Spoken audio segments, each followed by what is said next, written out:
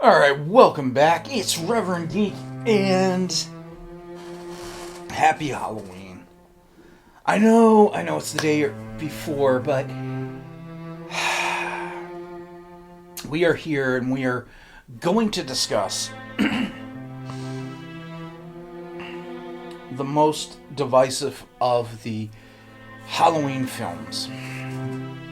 No matter where you stand on how the franchise is broken up, this film is the one that is hard for people to admit is part of the franchise. And what film am I talking about? Well, people, we are talking about Halloween Resurrection. A product of its time. I know I've used that term before, but we're going to discuss how this film almost derailed the Halloween franchise. Now, I think it's good for any kind of cinephile. They will be able to look at a TV show, or I should say movie, and know basically from the way that movie was filmed what era it is from. Because most of the time, most of the places, most of the ways, you can tell a movie just by the way that it was filmed. And so when it comes to Halloween H20 and Resurrection, we say that they are a product of their times. The camera style and everything fits in. If you've watched movies like I Know What You Did Last Summer and the Scream franchise, of course, then you know what I'm talking about. But it also is the fact that Kevin Williamson, who really had his hand in bringing back horror the way we see it now, he had his hands all over this film. Not in the same way that he had his hands all over H20, because H20 was his baby, but this being the child of his baby, a lot of that transfers over. And what I mean is, that era of films brought in a lot of young 20-somethings, people who were known actors at early ages, and those who would become popular actors in the near future. But how this movie just goes into fitting, we have to break it down. So, Halloween Resurrection begins a few years after the events of H20. Laurie Strode has put herself in a mental institution because the first convoluted point of this film is the very convoluted way that Michael, who she killed, was not really Michael, but an ambulance driver. And I don't want to break that down into all the stuff, but it's just so convoluted how that would be. You can't do anything but blame Laurie Strode for locking herself in a sanitarium at that point. That's not making light of mental illness, but it's just how crazy the situation that they gave her is for her to lock herself up. So if you haven't seen that movie, you have to understand it is bad. But again, in my theory of how all these films tie together, we do see where Laurie has somehow been able to escape her room and build traps up on the rooftop, in which she finally traps her brother, and all sorts of interesting things go. She breaks a lot of cardinal rules. If you've ever watched the Scream franchise, you'll know what I'm talking about. And, well, the opening act of this movie ends with her supposedly dying, being stabbed by her brother and thrown off the roof of the hospital. We then go a year later, and this is where it's a product of its time. At the time, we had in the early 2000s. Now, this movie is 2002. By this time, we've already seen Big Brother and Survivor launch as reality TV. And if you do remember the time, maybe you don't, but Survivor in its first season was so rapidly fan-based. I mean, it just became a phenomenon that everybody was talking about. I remember people hating certain people, liking certain other people. But yeah, it was a product of its time. So the basis of this is now there are college students who are trying to get onto a reality TV show called Dangertainment. And the basis of what they are trying to do is survive a night in the Myers home, which is long since abandoned. We can talk about that to the point that the events of Halloween 5 has led the house to be abandoned again for a number of years. And what I mean by that is that if the house had been abandoned for as long as going back to Michael's murder of Judith, the house would be not in as good shape as it is in this film. Given that it would have been a good amount of time, nearly 40 years, if I'm correct on the timeline, this house would have begun to show its age, begun collapsing in, which it's not. This house is well and solidly built, and so we know that people have lived in the house since then. So we get these young students who they go into the show. The producer, played by Busta Rhymes, I know he's going to be divisive, and just hear me out on him, but the producer has put in things within the house, really a play on the time, because a lot of people were saying that situations in the reality shows were being purposely made up, which we have found out is true in some cases. But the main thing is, they go through this house, people start dying, the end comes to this fight in the garage. The fight in the garage ends with Busta Rhymes roundhouse kicking Michael into wires as the garage is bursting into flames and Michael supposedly burns to death. That ending really just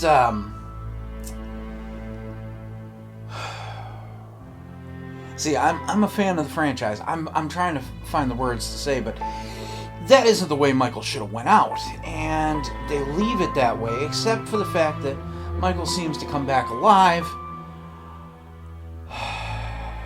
and we never get a sequel. We never get a third film in this trilogy. A lot of people have been divisive on this series.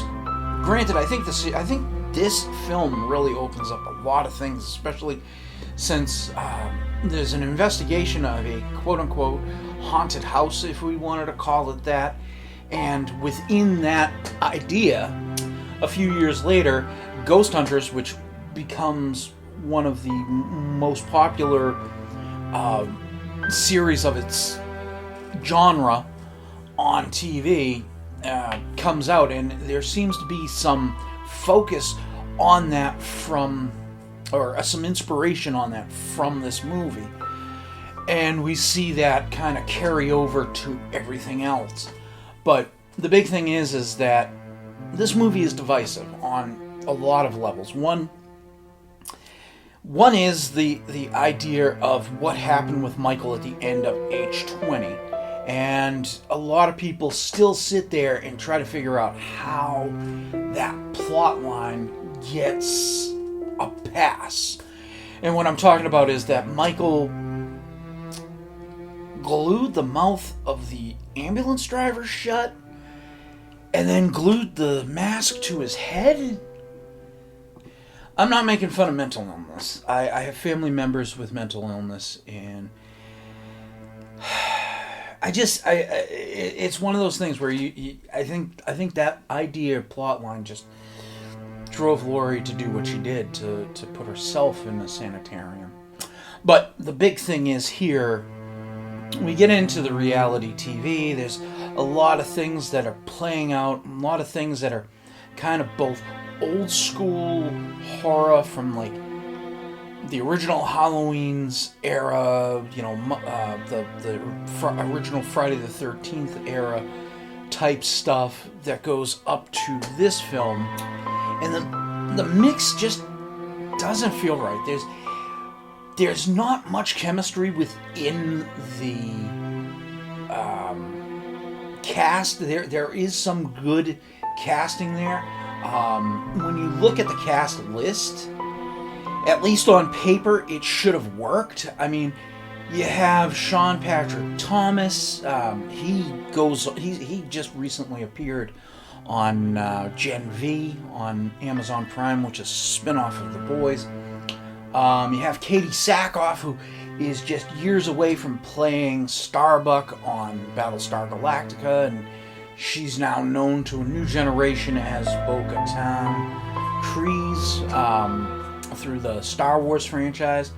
You have young actors like Thomas Ian Nicholas, who he was known for the American Pie movies, Ryan Merriman, who was a Disney poster boy for a number of years. And then you have Luke Kirby, who he's probably known today for, I think it's called Amazing Miss Marvel or something like that. But the movie was supposed to have this cast, and there is little to no chemistry among some of the characters. I mean, some of the stuff that goes on just isn't palatable to your mind. Tyra Banks is okay. I can't say anything. She's a beautiful model, beautiful woman, but just the way she was in this film doesn't make sense. Busta Rhymes, hey, you know what? I'm going to say, if this was any other movie, I think a lot of people would have given him credit. He was pretty good. He was playing that swarmy kind of doing it for the money kind of TV producer. But a lot of people, the big thing for a lot of people is that Rhymes, who is a huge Kung Fu movie fan, has to do the Roundhouse, which puts Michael into those wires, and that really just kind of did it in for a lot of people. As part of the franchise, this really almost killed it. H20 had kind of reinvigorated the film. Kevin Williamson, I don't know why he did not come back, but what they did with this movie really stalled out all the goodwill and good work that they did, and alas, there's not much we can say. This has good stuff, it has bad stuff, but this really also helps us set up for that time where we go into the alternate dimension of the Rob Zombie films, and from 2002 to 2018, period of 16 years, we can build up that Michael was sent back to Smith's Grove Sanitarium, and the events of the Blumhouse trilogy is set up. But my overall thing is, this is not the best of the Halloween films. I